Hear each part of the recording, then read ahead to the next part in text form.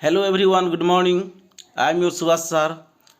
I welcome you all to my YouTube channel SLZ means Students Learning Zone. I have made a video on fundamentals of types of sentence. I have done my voice with notes. First listens carefully and concentrate on notes. I have explained the notes in bilingual voice, Odia and English. I hope it will benefit the students. Let's watch the notes and listen the voice. Dear student, without the fundamental knowledge, it is very hard to understand the English grammar. You need to know the basic idea before learning the chapter types of sentence, and that will easy you to understand the concept. ମୁଁ କହିବାର ଅର୍ଥ ହେଉଛି ଯଦି ଆମେ କୌଣସି chapter ଯଥା types of sentence ବୋଲି ପଢ଼ୁଛେ ତା ପୂର୍ବରୁ ସେଇ ଚ୍ୟାପ୍ଟର ବିଷୟରେ କିଛି ଫଣ୍ଡାମେଣ୍ଟାଲ୍ସ ନିହାତି ଜାଣିବା ଆବଶ୍ୟକ।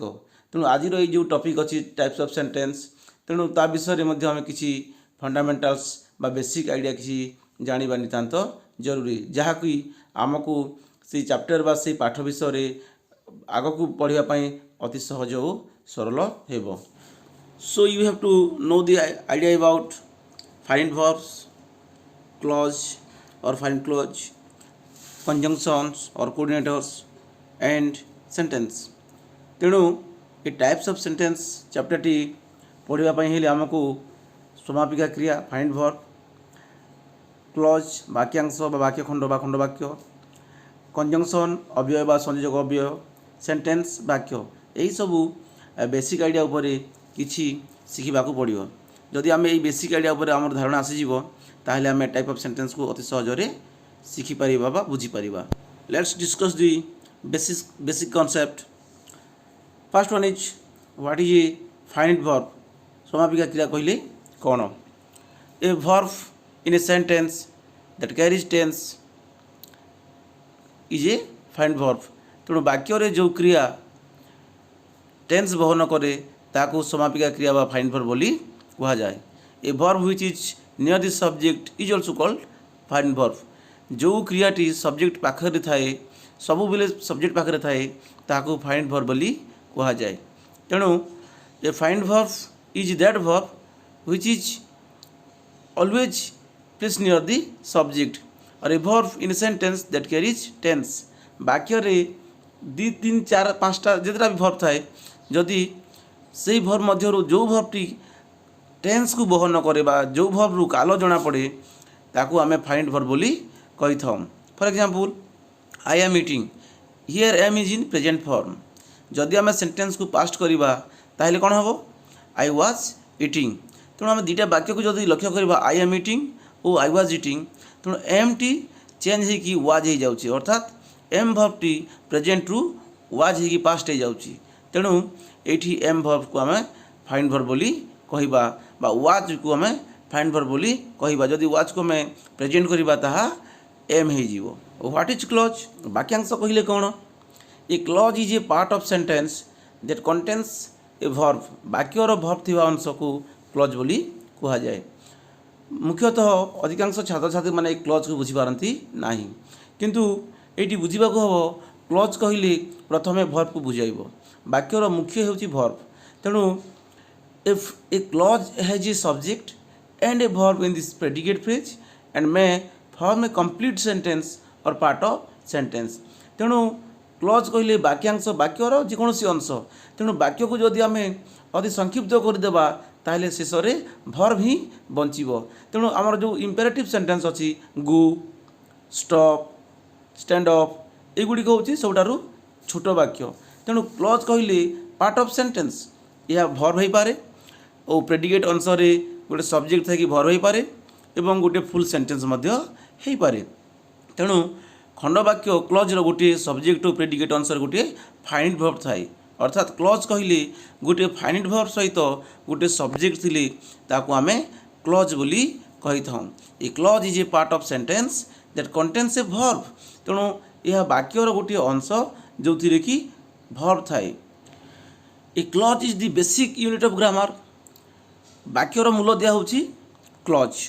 एग्जाम्पल मिस्टर नायक टीचर्स अस इंग्लिश यही सेंटेंस रु तीनोटी क्लज मिल यथा teach imperative basic unit of verb clause कहले हूँ वाक्यर मूलदुआ एग्जाम्पल मिस्टर नायक टीचर्स अस इंग्लिश यही सेंटेंस रु तीनोटी क्लज मिल यथा टीच यह हूँ वर्ब ये सेंटेंस वर्ब जहाँकि इंपेरेटिव सेंटेंस तैयारी करि पारिबो बेसिक यूनिट इज वर्ब तेणु सेंटेंस बेसिक यूनिट कहले मुख्यतः वर्ब को बुझाए Mr Nayak teachers subject plus verb subject with verb यह मध्य गोटे क्लज वाक्यर किसी अंश मिस्टर नायक टीचर्स अस इंग्लिश सब्जेक्ट वर्ब और ऑब्जेक्ट अच्छी यह गोटे सब्जेक्ट और प्रेडिकेट अंश गोटे वर्ब अच्छी तेणु क्लज कहले वाक्यांश जहाँकि गोटे फाइन वर्ब थी आ गोटे सब्जेक्ट थी एवं वाक्य को संपूर्ण अर्थ प्रकाश कर आंशिक रूप से तार अर्थ प्रकाश कर वाक्यांश बा खंड वाक्य बोली आम कही था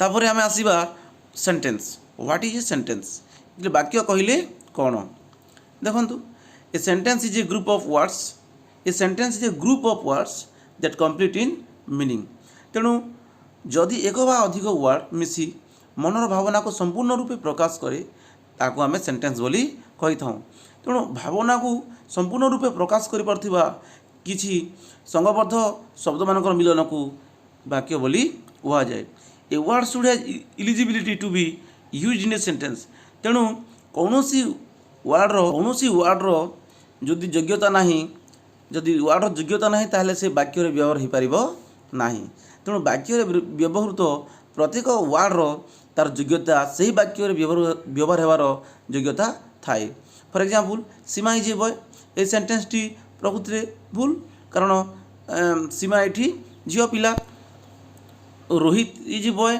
ए सेंटेंस टी ठीक कारण सब्जेक्ट अनुसार तार जो रोहित गोटे बॉय तेणु रोहित हूँ बालक या ठीक अच्छी किंतु सीमा इज ए बॉय सीमा गोटे झील एवं से बॉय नुहे तेणु सेंटेंस टी भूल अच्छी मोर कहबार अर्थ होची the word boy does not qualify to use in the sentence because subject Seema is female or feminine gender तेणु वाक्य जो वर्ड गुड़िक व्यवहार हुई से वर्ड गुड़िकर योग्यता थाए तेणु अयोग्य वर्ड गुड़िक से वाक्य व्यवहार हो पारती ना a word should has eligibility to be use in a sentence तेणु मनीष आकाश में उड़े या भूल हम केवल पक्षीटी आकाश में उड़ी पारे तेणु प्रत्येक शब्दर इलिजिबिलिटी बा योग्यता से ही वाक्य व्यवहार होबार थाए तेणु सेंटेंस कहले कौन सेंटेंस कहले a group of words sentence कहले a group of words that express a complete meaning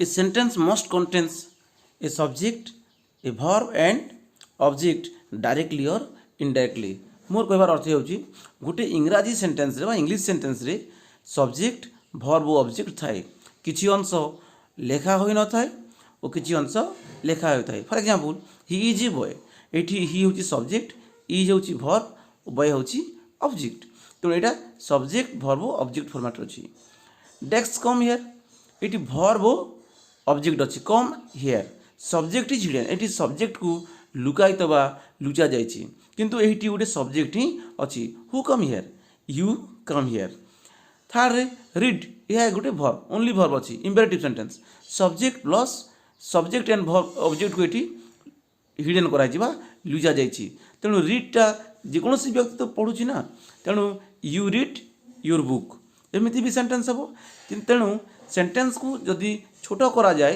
ताहले वर्ब लिखा जदि सब्जेक्ट कटा जाए ताहले वर्ब वो ऑब्जेक्ट लिखा जदि संपूर्ण लिखा जाए सब्जेक्ट वर्ब वो ऑब्जेक्ट लिखा तेणु ए sentence must contain subject verb and object directly or indirectly तेणु वाक्य रे सब्जेक्ट कर्ता थाए वर्ब थाए एवं ऑब्जेक्ट थाए कौ अंश लिखा जाए कौ अंश बेले बेले लिखा मध्य न जाए तापर हम पढ़िबा टाइप ऑफ सेंटेंस वाक्यर प्रकार भेद sentence are divided into 3 types तेणु वाक्य को 3 भाग में विभक्त करा जायछि in English simple sentence compound sentence and complex sentence तेणु सिंपल सेंटेंस कहले सरल वाक्य कंपाउंड सेंटेंस कहले यौगिक वाक्य कॉम्प्लेक्स सेंटेंस कहले जटिल वाक्य एवं ये जो सरल वाक्य अच्छी या पुणी 4 भाग करा जायछि यथा डिक्लेरेटिव वा स्टेटमेंट घोषणामूलक वाक्य इंट्रोगेटिव प्रश्नवाचक वाक्य, नेगेटिव नास्तिसूचक वाक्य एंड एक्सक्लामेटरी सेंटेंस विस्मयसूचक वाक्य। तेणु ये जो सिंपल सेंटेंस को कहीं 5 भाग में विभक्त कहते कहते आउ गोटे अच्छी इंपेरेटिव सेंटेंस, किंतु इंपेरेटिव डिक्लेरेटिव सेंटेंस। जदि आम डिक्लेरेटिव सेंटेंस को छोट करदेवा ताहले शेष में भर्ब ही बंचो और सेटा हो इंपेरेटिव सेंटेंस। तेणु सिंपल सेंटेंस को 4 भाग करा जायछि, declarative, interrogative, negative and exclamatory sentence. एवं आम परवर्ती क्लास रे आम डिक्लेरेटिव सेंटेंस विषय में विस्तृत भाव में वर्णना करिबा एवं आम गोटे गोटे करी टाइप्स ऑफ सेंटेंस चैप्टर को आगक पढ़िबा। तेणु मु आशा करुच्ची ये मो वॉइस देथिबा भिडियोटी भल लागिबो एवं बहुत किसी बुझी हबो, पिला माने बहुत किसी बुझी पारिबे एवं जदि भल लागे ताहले लाइक शेयर और सब्सक्राइब करिवे एवं आउ नुआ नुआ वीडियो मध्य देखि पारिबे। Thank you very much.